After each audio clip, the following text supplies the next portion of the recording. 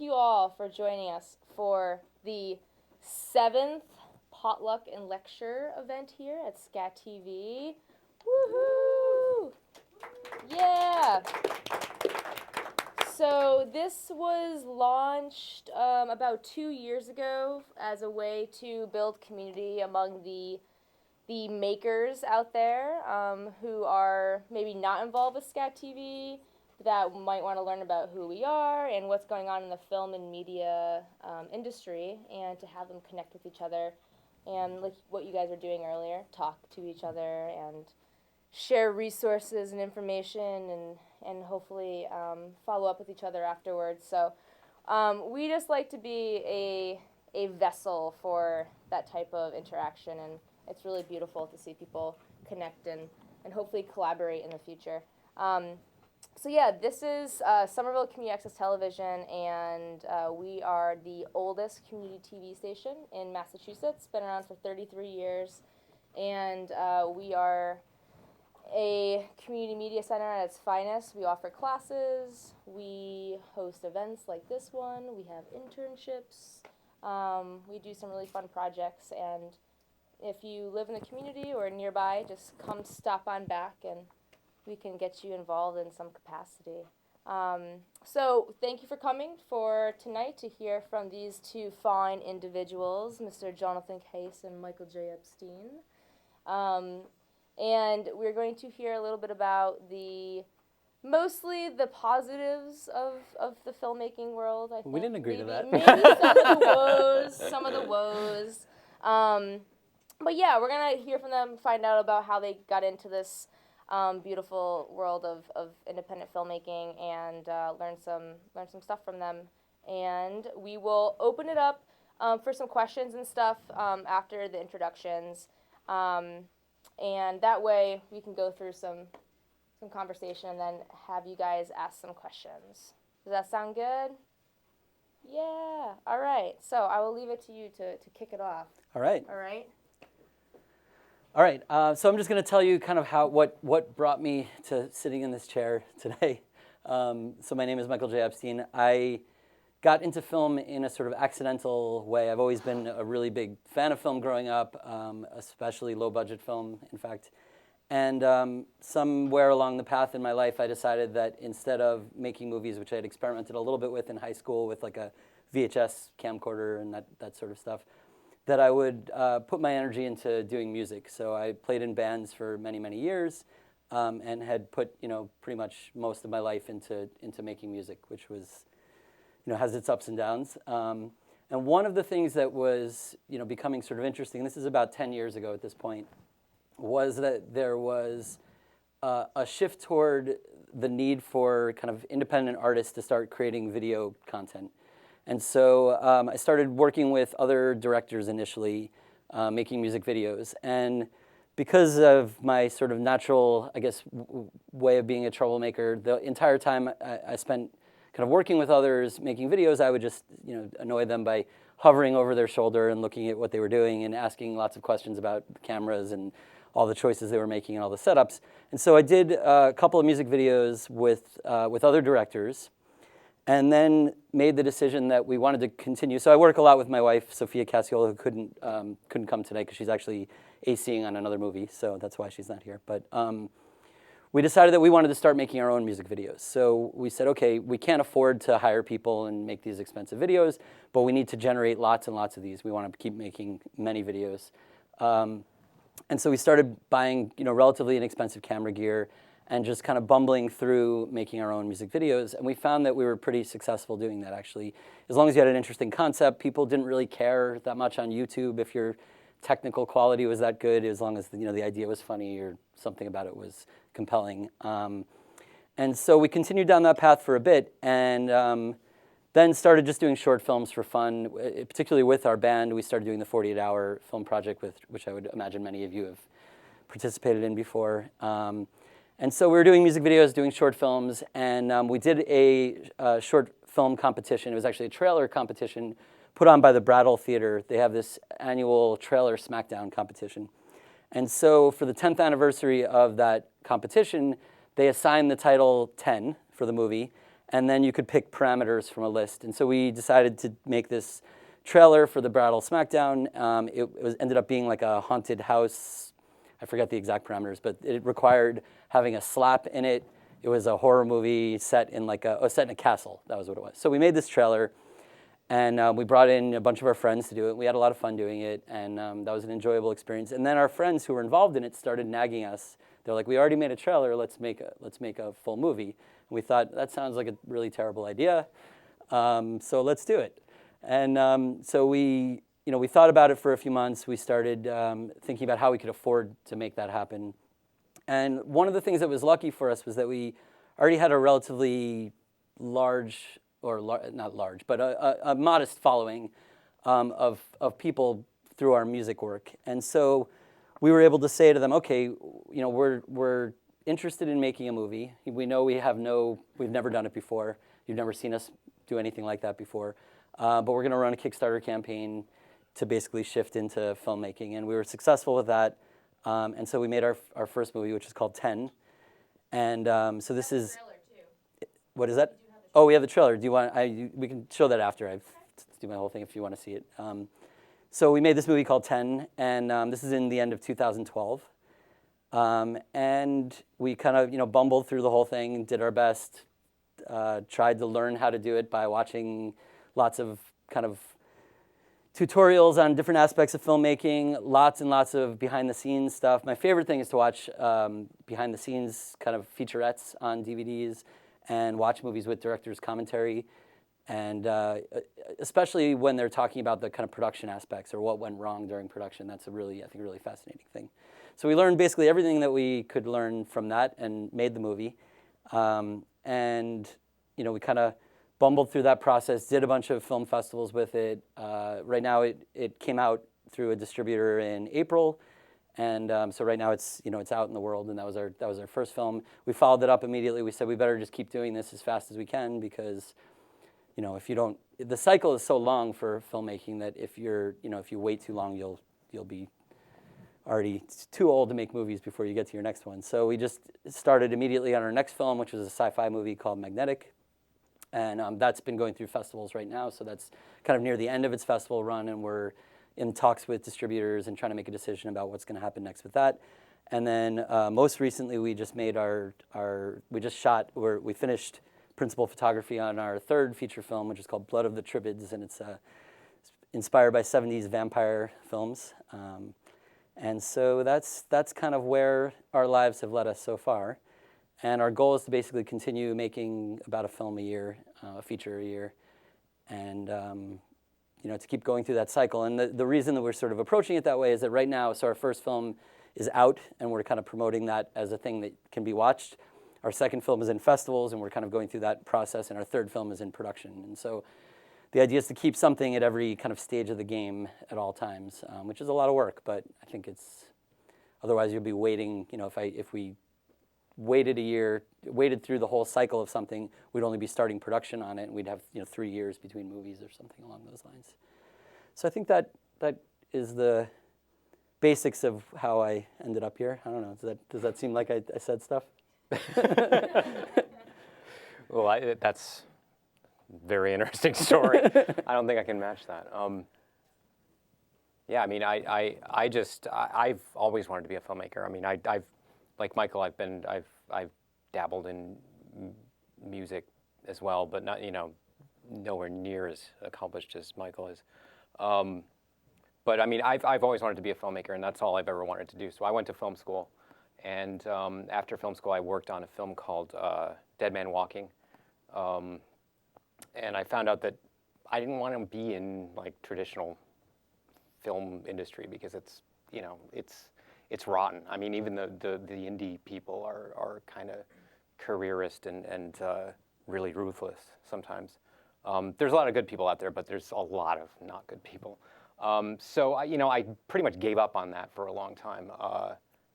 I started working in television, slowly got the itch, after a number of years to make movies again. And the technology, as you are all aware, has been changing so rapidly that people like us are able to make movies now. So I made a bunch of shorts that were terrible, all of them, and then I made a feature that's called King Lee a couple of years ago. That I'm not terribly proud of, but it's a feature and I made it. So it's always an accomplishment to make your first feature, and it's a huge undertaking. And so anyone who can do that should be really proud of what they've done. And since then, this feature that we made is it took so much out of me. I mean, it wiped me out for about a year. So ever since then, I've been making shorts, and I love making shorts.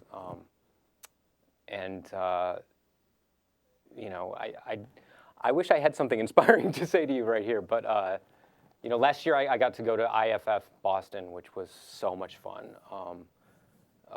One of my films was accepted there, and right now I'm working on another short film.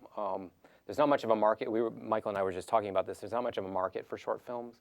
They're not like, obviously you ever pay money for a short film. You just see them on YouTube or Vimeo. So who knows whether there's any longevity or even sustainability in making short films. But I have to say I love it. It's you can make a complete thing, and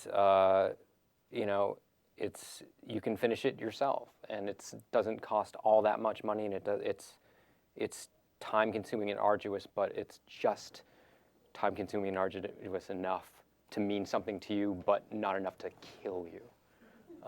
So that's why I love making shorts.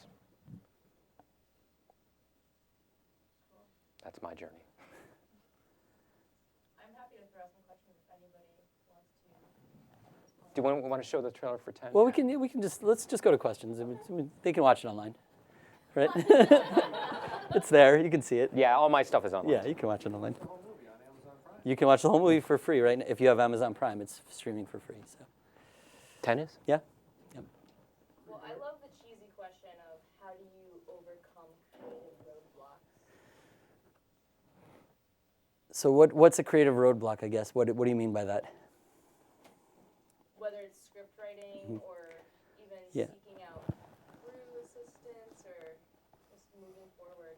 Yeah, so I think the bigger thing, the reason I asked for clarification is I think the creative part is like 1% of filmmaking, which is kind of a sad truth in a way. It's like the easy part and the fun part, and in my experience, it's always exciting, and I've never been in a situation where I feel like overwhelmed by that. It's the part where you have to then take that, get a whole bunch of people to show up and participate in the process of making the thing that you want to make. That's hard. I mean, it's really, I think most of the work that we do as producers and directors is just like convincing a group of people that they want to be emotionally invested in a project. And that's, if you can succeed at that, that's the, I think that's the key thing. So how do we get past that? You try to find people who believe in what you're doing and are interested in what you're doing, and you try to avoid having people around who don't believe in what you're doing and aren't interested in what you're doing, because they always the one bad apple, right, can kind of ruin everything or bring the whole thing down. So I think just finding the right people is a key thing that gets you through any of it, I would say. Yeah, that's I would definitely echo that. Creative roadblocks. It's like filmmaking is it's unlike a lot of arts in that it's probably 95% logistics. It's probably 95% getting everyone in the same place at the same time, getting a location, getting costumes the right color, or and making sure the sun's in the right position, and so on and so forth. So there's physical barriers between you and making the thing that you want to make.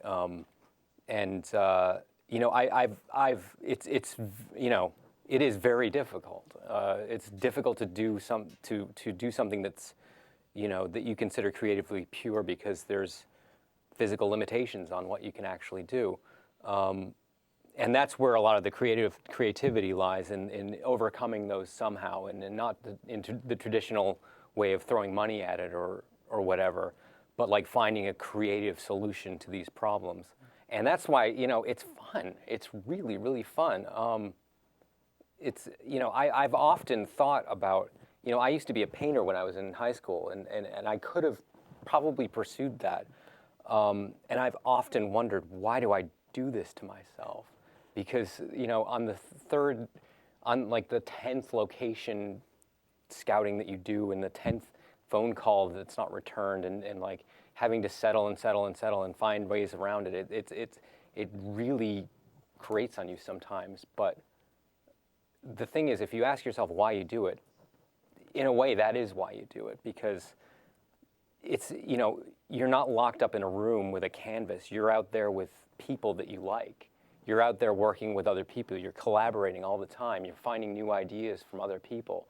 It's awesome. I mean, that's the part of it, that's why we do what we do. And in the end, like, you can look at your piece and you have like that emotional connection that you went through something. It's like, Herzog always compares it to being in a war, and I think in a lot of ways it is. Like, you have your war buddies, and you will always have that connection with them. There's people I haven't seen in years, but I made this film with them, and so we have this bond that's, that's always going to be there. Yeah, I mean, just to add to what you said, I went to school for electrical engineering, and so people always ask me, like, how did anything I study have any relation to what we do in this world? And I think it really, my whole life I've been interested in problem solving, which is why I went to school for engineering. And I think the way that you get through filmmaking is by problem solving and willingness to look. Every day you're going to be confronted with, it's basically you show up, you have 30 problems, and you find a way to make them, to solve them and make everything work. And you keep moving forward, and you don't get, if you get stuck on things, you're not going to get through it. It is the fun part. I think it is, it's fun. Not always, though. Not always. Well, absolutely. Michael's has I think a much broader stable of talent that he works with. So I'm very early in this process. I've lived in Boston for 7 years now. I know I have a lot of friends in other places who are brilliant camera people and lighting experts and sound people, but I don't know a lot of people here that are. And so as a consequence, I know some amazing actors, and so I end up writing a lot of stuff for them. Yeah, you're right. That it is absolutely crucial that you find a camera person that you whose work you can trust, and as a result, I do a lot of my own camera, and I let myself down a lot of times. But it that's definitely part of it, because it is absolutely a creative medium, and if you can assemble a group of people. I mean, Michael works with his wife, and it's like, I'm sure you can talk more about like sure. your group of people that you work with. Yeah, I mean, so we one of the big things I think going into it is that I said right at the beginning, I'm going to learn how to do every single job. So I'm not necessarily going to do every single job on a shoot, I hope, but I'm going to be competent at doing every single job, because there may be a time when I don't have a person who's going to be able to do lighting or do something else. So we've gathered, we've accumulated gear and enough knowledge to get by with doing all of those things on our own. And part of my process for learning how to do that was working on other people's films. So I've worked on many other people's shorts and features. I do sound quite a lot actually for people. I've done camera for people. I've done PAing for people. I've worked on in almost every position on other people's films in order to gain that knowledge. And then more importantly, to your question, when you work on other people's films, you start to take notes about who you're going to steal for your own crew. So you meet people who are doing the things that you're interested in. You say, oh, I like the way this person, I like how they interact. More importantly than their talent, maybe is how they interact with other people, I think, a lot of times. So, you see somebody and you say, okay, I enjoyed working with them. I'm going to invite them to be part of my production next time. So you kind of just have to, I think a lot of everything not just filmmaking, but everything is getting out of the house and meeting people, coming here and meeting people, and getting to know who's in your community, who's involved in filmmaking, because those are the people you're gonna kind of draw in. We're all in the same terrible game together, right? So we all know what it's like to kind of suffer through these long, complex shoots. And I've often helped on other people's shoots. People are they're asking how they can come and participate and help in our shoots. And for cast, a lot of times we've done open casting. We've put Craigslist ads and New England Film ads up and had people read for parts. I would say the majority of our casting is done by looking at our pool of friends and sort of colleagues. And we've been friends with a lot of people in the burlesque community. That's been a really big resource for us. So we've cast a lot of people from the burlesque community. And the thing that's great about them is they're used to working very hard, and they're used to doing things that are physically unpleasant and difficult. I mean, really, that's I know that sounds silly, but if it's somebody who wants to get into acting and they don't realize how long the days are and how difficult some of the things are, that can be a real problem. You want people who understand what that experience is like, the hurry up and wait kind of thing. So, I think just it's really go to parties, go to events, go to filmmaking gatherings. There are a whole bunch of different filmmaking groups in the area, and just go meet people and go volunteer on other people's sets and find people that you'd like to work with. And that's. Do you have a relatively stable set of people that you tend to work with? There's a lot of overlap. Yeah, we tend to have so my wife and I do a lot of stuff. We tend to have very small crews. We are directing and doing cinematography at this point, and sometimes sound as well, which isn't my ideal case, but yeah, we have a set of people who've been involved in a lot of our stuff. So yeah, if somebody's great to work with and you like them and they're around, there's no reason not to get them back the next time, right? So yeah, I would definitely echo that, because a lot of times for me, it's more important that someone brings a good attitude than they're an expert in their field, because we're working under sometimes extreme circumstances, and someone who's a delight to work with, I'll want to work with again, no matter what, no matter what their stuff sounds like, or if they don't know what the difference between a 25 and 35 millimeter lens, or something like that.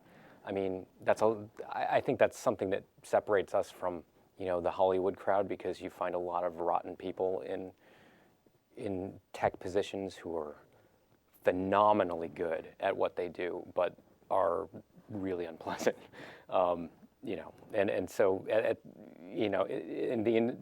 that's a luxury we have, is that we can pick and choose the good people over the experts. Yeah, first priority for us is always people we want to spend time with. So if it's somebody we don't want to spend time with, no way. Yeah, no matter how good they are.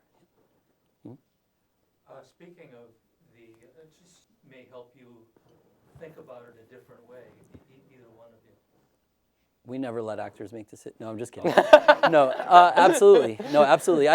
We rely very heavily on the actors to decide how the performances work in many ways. So we usually, we spend a lot of time before production meeting and discussing.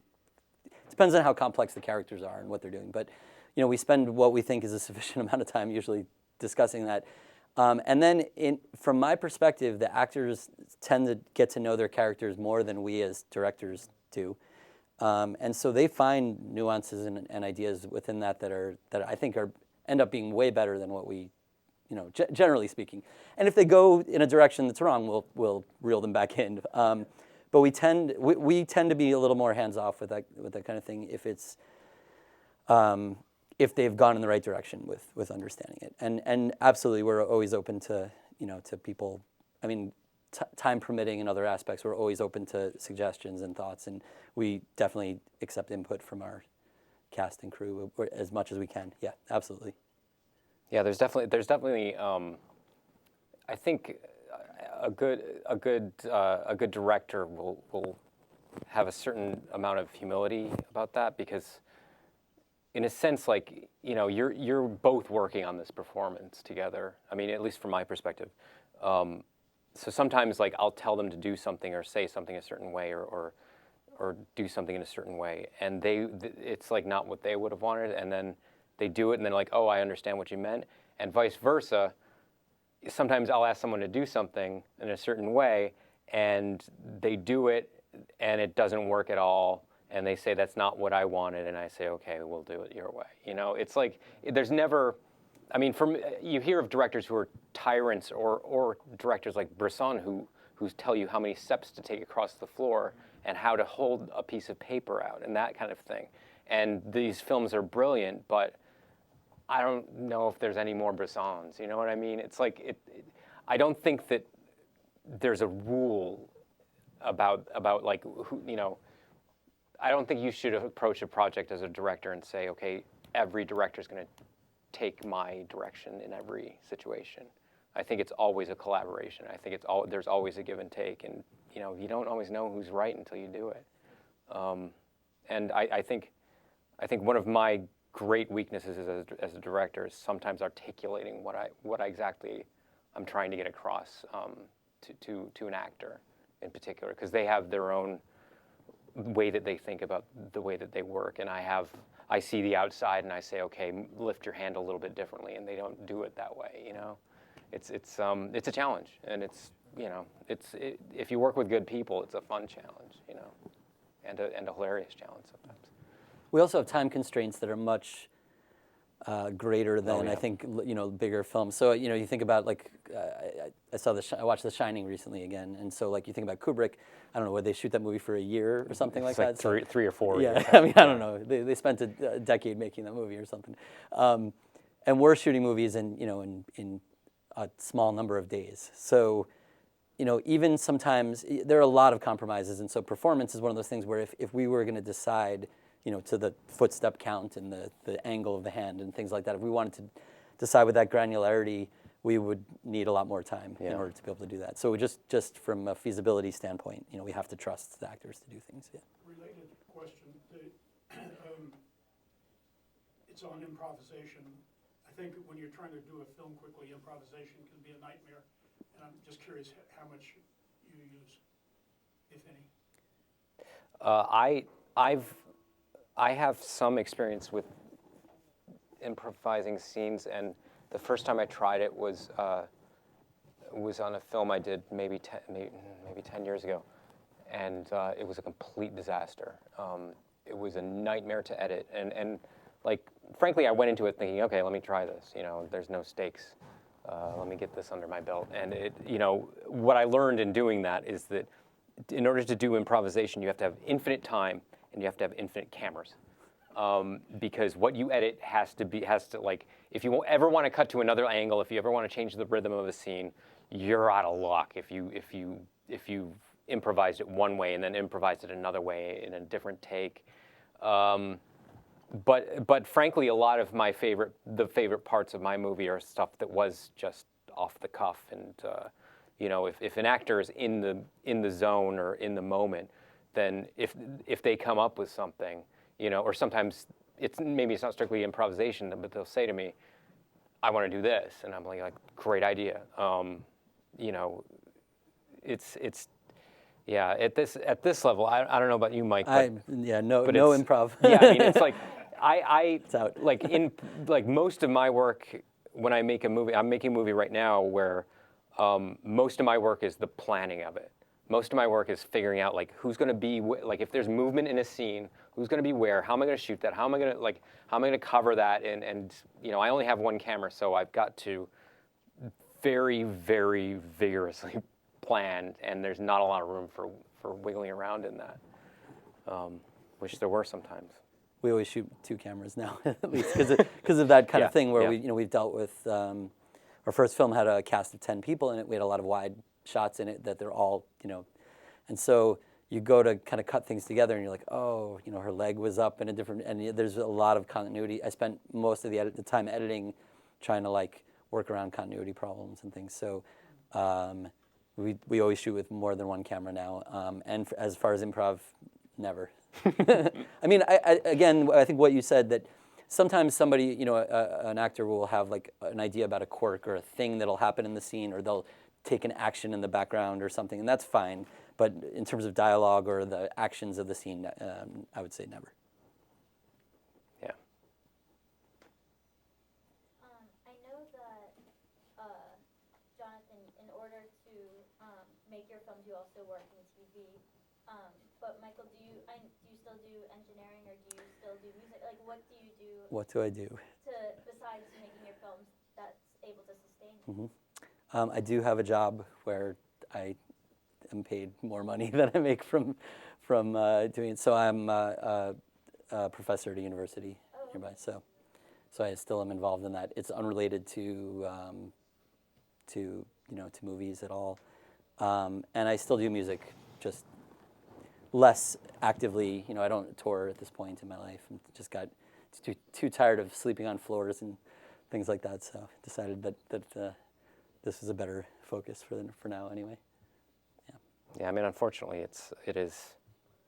I mean, we haven't figured if there's a way that you can sustain yourself as an independent filmmaker. I mean, I think Michael's much closer than I am to it, but it's tough. It's real tough. At the moment, everything is in flux. I mean, media is in flux. I mean, I might not have a job in 5 years, because TV won't be around. Well, my type of TV, not your type of TV.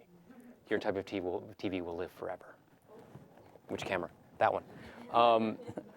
But yeah, it's. I mean, you have to really want to do it, and it costs. Yeah. Well, that's a big thing. Also, I think an important point about sort of where we're at is that we have to come up with ideas. One of the important aspects of deciding what film we're going to make is what logistically is feasible at this time. And I think people always say that, a lot of people will wait around. They say, I'm a filmmaker, but I can't make my movie yet because I don't have this amount of money or this camera or this thing. And it's like, no, just, I think I have about a dozen film treatments written. And what we do is we pick the one that seems like it's most feasible to be able to be made next. That's how we make our choice. We say, what can we afford to make? What can we raise the money we need to make? What logistically can we get locations for, and what and find actors who can do these things, and so you have to work within your resources. And I think having limited resources is a bad excuse for not making films. That's my opinion. But yeah, it's the cost is going down every day. I mean, it's like maybe $400 to get a Rebel T1 or something. T2, and that's a decent camera. So, yeah, go do it. Go try. I mean, you're never gonna. It's the only way to learn is to just do it, fail, and do it until you don't suck anymore. I mean, that's how I did it. Hopefully someday. Right? Yeah, I mean, one thing that Michael was saying was like, I think this is a type of intelligence I wish I had. Michael knows how to, and I think this is gonna pan out for him. He knows how to make an interesting movie about the things that he wants to talk about, but that makes money, that is appealing to people. It's like that it's something that people recognize, and that's something that's very, very rare out there. Is that he makes meaningful movies that are sellable. In it's some a hard way. balance. Yeah. I'm not sure we really know how to do it yet, but yeah. But that's the goal, is to tell a story you want to tell. That's more as far as I'm concerned, we're low-budget filmmakers. We should not be trying to make the same movies as Hollywood is making. I can't make Transformers as well as Transformers, which I don't want to watch it either. So it doesn't matter. I want to make a certain kind of film. But I think we work in genre stuff, and I've always been really into like exploitation and genre stuff. So it's not like I'm not selling out by doing it so much as it's a thing I'm interested in. But those tend to be things that are kind of marketable and sellable, even when you make them weird. And people get confused sometimes. They're like, "This is a weird movie," but they watch it, and you get their $3 anyway. So who cares? Well, that's something that you and I were talking about at the last screening, was that we have our limitations as indie people, but we also have enormous freedom. I mean, and with that kind of freedom, I think it's incumbent upon us to do experiments and do stuff that nobody. I mean, like if I make a crime drama, like a Law and Order-esque crime drama, it's like, why? Why does that exist? Like I have this tremendous freedom. No one's telling me, go make a film about X, Y, or Z. And yeah, it's hard for me to do the films that I can do, but yeah, it's like that means so much. I mean, that's so meaningful that we are able to do things that matter to us, and hopefully someone else. Yeah. So you talked about the importance of like bringing together the people that were interested in your film, and I just wondered if you could talk about, like, aside from cold currency and friendship, what are your strategies for motivating and getting these people to put in like 10-hour days? Like, will you offer them like a percentage of whatever money you hypothetically make? Will you say like, oh, we'll hit everybody up contingent on Kickstarter? Are you pretty much it's you, or how do you? Well, for me, it's all me. I mean, I frankly, I'm not very good. Your music is great. You're gonna have to shut up. Well, thank you. Your music and your films are great. My software is excellent. Once again, the technology is, it's staggering. I mean, I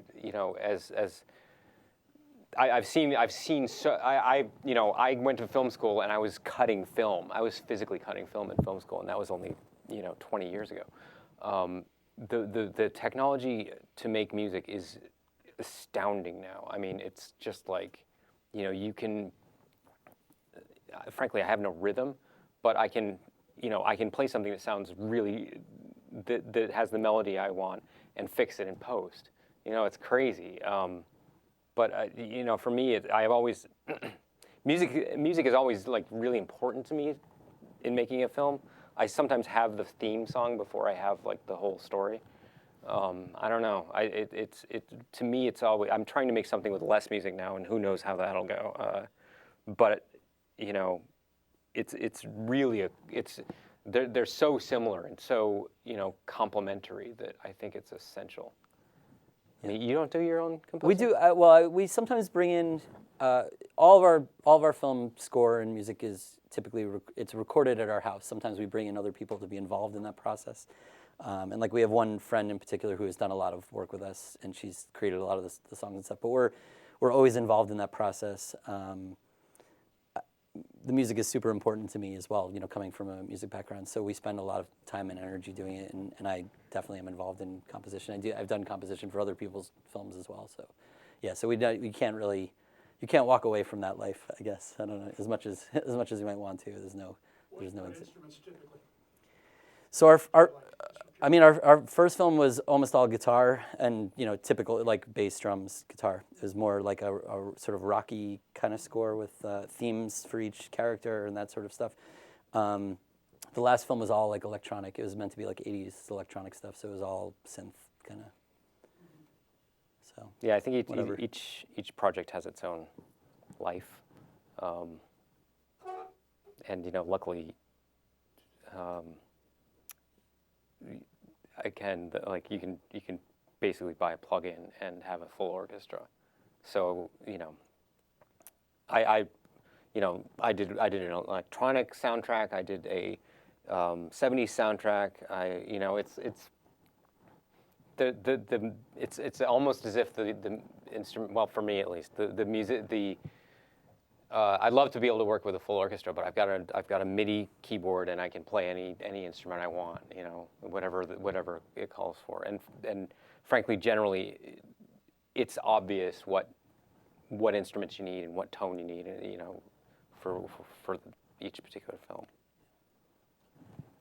We also, in our last film, we also licensed a lot of music from other artists, so we spent a lot of time.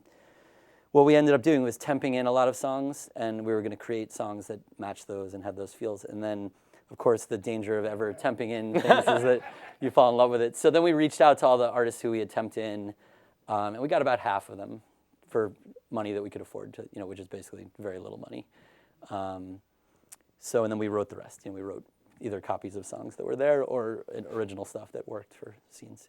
Yeah, I've done that too. Yeah. Copy. Yeah, everything is copying. It doesn't matter. It's all a sample. Yeah. Any other questions?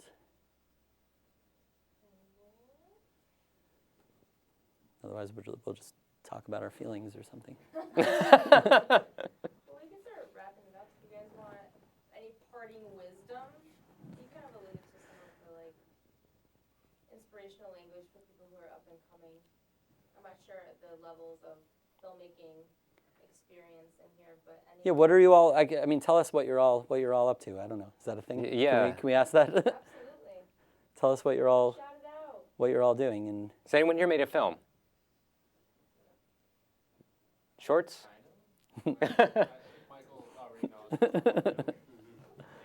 Well, first of all, congratulations to all of you who've made films. You've made it work. So what do you guys, is there anything that you guys, like, what lenses do we like? yeah, what are you stuck on? Sound? Sound is the worst. Yeah. Sound is the hardest thing. Okay, that's actually Yeah. a great Yep. point. I do sound in a lot of films, and it's the hardest job on set, I think. I think it's harder than camera work because you're dealing with so many more things that you have so little control over. And if you don't do it right, it ruins your movie, or it can ruin your movie. So make sure you have a person who knows what they're doing with sound. If you have to pay them, if you only have money for some aspects of it, pay for sound first. Yeah. And the rest you can make happen. Sound design is really fun. I mean, you do all your post. I don't. Oh, I you don't. Okay. I have. That's the one thing I spring for is a good sound designer at the end, and luckily I know one. But I have kind of a suggestion for anyone who's struggling with sound. Make a silent film.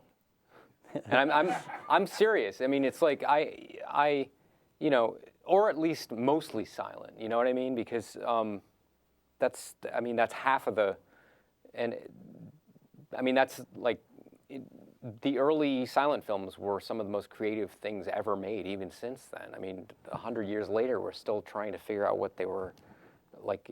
We're still trying to meet the avant-garde of 100 years ago. You know, it's fascinating to experiment with not having sound and what you can do without dialogue. And frankly, that's something that I'm still it's still a challenge because you want to explain everything, and because in life we do a lot of talking, but it's so much fun to figure out how do I convey this without dialogue, without describing it with language, and it's, save the sound for like maybe one day you hire a sound guy, and that's what I did for one of my films. And it wasn't entirely successful, but I learned a whole lot from it, So work with visuals as much as you can. Yeah. Definitely coming from doing music videos into films, that was a screeching halt. You're like, oh, this part's much harder than. Yeah. But yeah, no, I think sound is really, that's something to really think. Don't skip on that or hand a mic to your friend who has never done it before, unless you want it to not be good. Yeah. Oh, there is one. I have one piece of practical advice for you. If you're absolutely stuck, or like you're doing a shot where someone's like way off in the distance, or something like that, and you just can't get a mic on them, they sell these things. I'm going to try not to touch this. They sell these things. You can rent a lavalier for not too much money. That's what this is. But make sure it's a Sennheiser or something good. And you can buy on eBay. I think it's $30. They're these little sticky things, and you just stick it to someone right under the collar, or somewhere invisible, and it has a stick-on windscreen, and you just stick that over the top, and you have the actor mic'd, and they can go wherever they need to go. They're coming up with stuff like that all the time, and I hear that in Hollywood now they're lavalier micing everyone. And painting out in post. That's not practical for We're not us. going to do that. But that's how they get sound on things like Sicario, where they're doing. Oh yeah. I have had bad luck with those personally. The Rode, you're talking about the Rode one with the. I got one, and you had to download 1,000 other apps, and I'm like, no, it's not worth it. We lav almost everybody too. Yeah. We lav and boom, but both for redundancy. And there are a lot of great tutorials about how to actually how to put lavs on, and about how to boom. There's I can't remember the guy's name, but there's one guy who has a great YouTube channel of stuff about how to hold boom mics and how to move them without getting handling noise and things like that, and how to build tape. We tend to build like tape cushions for the labs. Oh, I and saw put that them one under, too. Yeah. So those are things. All this stuff is the resources all over the web about how to do all this stuff. So take advantage of those. There's a site called No Film School, and they post lots of sometimes bad things, but lots of good things as well. They post a lot, so some of it's good. Ads too. Lots of ads. But yeah, they talk about all kinds of different things, and they have a lot of videos on there that are, I think there's a lot of good tutorials on different topics. So. Yeah, there's so many good tutorials out there. I mean, I honestly, I learned, how many guys went to film school? Anyone? Oh, Marina, of course. And you went to film school? A little bit? Half film school. I have to say, I went to SUNY Purchase, which is, it's a good school, but it's well, when I was there, it was resource starved.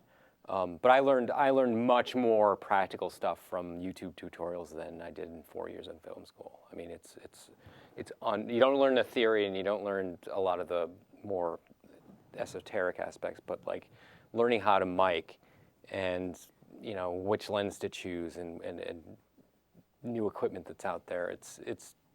This is such a great time to be in this field because it's a lot to learn, but it's out there for you to learn and it's free. Yeah. It's amazing. I would say I don't think I think having a camera that can go to a high ISO without completely exploding in grain is what's going to let you shoot in low light. The RAW, it just gives you more tools in post to actually pull out details of in the frame. And white balancing and things Yeah, like that. yeah. It's not. I don't think it's a shortcut for anything. If anything, if you want to do something quickly, it's kind of like it's adding an extra level of decision making on top of everything else, because you have to figure out what you want it to look like again, in a way. So I wouldn't say it's a shortcut for anything. I mean, certain cameras do well in low light, and especially these newer ones are just amazing. Like ISO 1,000,000, one of these new ones. The Sony. Yeah, the new Sony. So. Yeah, Yeah, A7S yeah. it's I mean more better than you can see in. Yeah, they're shooting in moonlight. Yeah. It's amazing. I never shoot RAW just for workflow and disk space and other things like that. But I definitely always shoot log color. I mean I think that's really important. You always shoot. I always shoot RAW. You always shoot RAW. Okay. Yeah, just because, I want that kind of control over the image in the end, because it does give you, you can blow out one part of the frame and completely recede another. It's I don't know. I kind of enjoy color correction, but frankly, I'm still not very good at it. Our principal for this movie that we just shot already is about 4 terabytes. So if we had shot that in RAW, it would be about 12 terabytes or something like that. And so I don't, just not. Well, you're shooting 4K, so. Partly in 4K, Yeah. partly not, yeah. So we both use Blackmagics, actually. Yeah, Blackmagics. Yeah. Which isn't to say that that's the only I mean, I like shooting on the Blackmagics, but there's certainly reasons that people like other cameras. I've been shooting on the production and the cinema. Those are the two we have, yeah. And you were. Yeah, I just got I started with the Pocket, which is great. I mean, especially for the price, it's amazing. Luckily in my job, I use a lot of cameras, including the Red. I don't get to play with it a lot, but I've used a range of cameras, and I would say that Blackmagic is my favorite personally. I mean, it has a really beautiful look to it, and it gives you so much control over the image.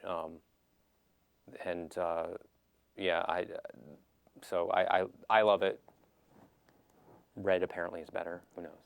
It's much harder workflow, much harder. Yeah, I mean, they're obviously there's, if you have the $30,000 to buy the camera and the $50,000 to buy the lenses, then a Red is going to look better. But it also requires a team of people who have to operate it really to do well, I think, with it. And the Blackmagics are really easy to. I mean, there are downsides to them. They have disadvantages, like the rolling shutter, I think, is really bad on the lower end ones. But generally, once you get to know a camera, I think you can make it work for what you want to do, right? I mean, that's Yeah. So it's just a tool. I mean, I don't know. I don't think there's a right camera. There's maybe a right camera for each moment, and that's always a different camera. Is the problem. If we had 30 different cameras, it would be great. But overall, Blackmagics I think are pretty great. Yeah, they're good for what we do with narrative filmmaking. You know, the C500 I think is an amazing camera. You know, there's so many choices. I mean, it's amazing how many really good cameras there are right now.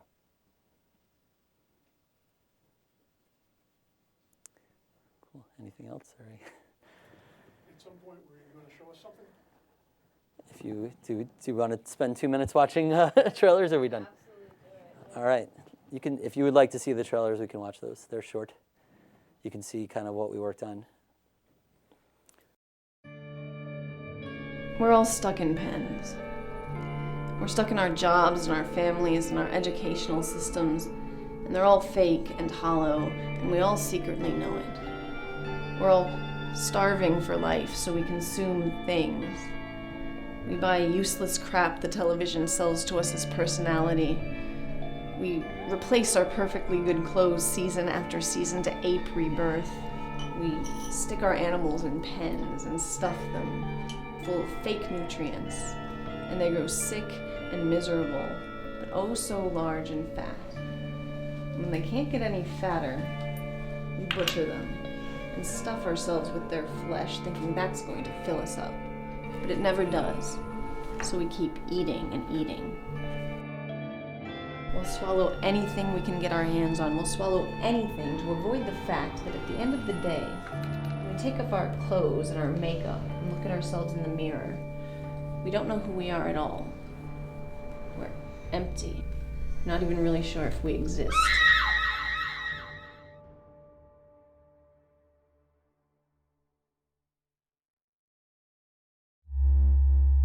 Thank you for calling Magnetostatic Systems, where caring about your future is now.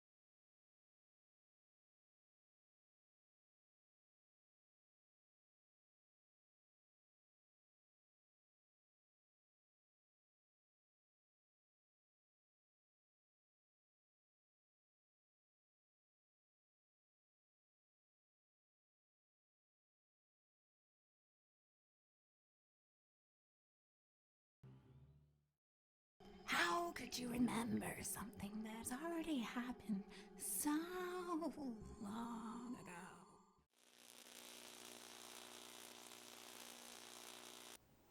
So anyway, those are our two finished movies. Thanks. The third one isn't. I have to have a trailer done by the end of the month, but I haven't done that yet. Yeah. Any more questions for this fine gentleman? The awkward pause. Staring at me. That means no. I know. Well, I still want just a little wrap up, like some people who Oh, sure. want to be inspired. Not that you were saying was not inspiring, but up and coming filmmakers, the youth of the world. What would you say to them who are getting started today? Do it. Yeah, I think that's the biggest thing. Just go Yeah. make movies. Who cares what anybody? Don't let anybody tell you can't do it. Just ignore them and do it. Yeah, I mean, I would say two things. Like, don't be afraid to work hard, because it's going to be hard. A lot of days you're going to wonder why the hell you do this.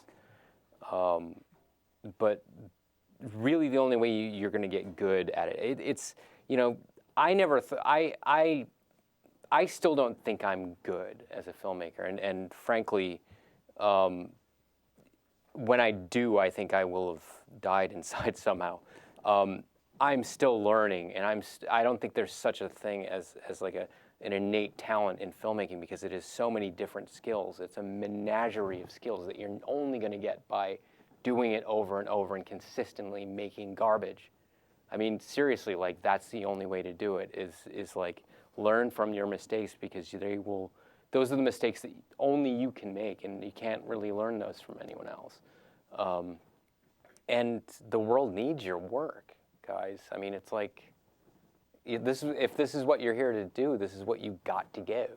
This is what you got to give to the rest of us. And maybe it's not going to be like the Citizen Kane, but it might be something that someone needs to see at any particular point in their life. So go do it, because we need it. That was good. Thank you. I didn't think I could be optimistic that was about great. this. Yeah, I don't really have anything to add. I think just don't be afraid. Just do it. Find people you like being around and go make a movie. Yeah, it's fun. Just, I mean, keep it fun. Keep remembering it's fun. It's not like, and you're not curing cancer, so just have some fun and keep it fun for everyone. Don't ever like blame someone else for your mistakes. Just keep it fun. Keep it, and if it's not fun anymore, find a way to make it fun. And nobody really knows what's going on in the world of film anymore, especially like Yeah. in sales and all this stuff. So, we talk to sales agents and they're like, we don't even know how to sell movies anymore. So there's really there's no right way of doing anything at this point. And anybody tells you there is lying to you. Yeah, so. And you never know, you might make the thing that changes everything at this point, like anyone could. It's who knows what's going to happen. This medium is fluid. Thanks for listening to us talk about this. Thank you for sharing.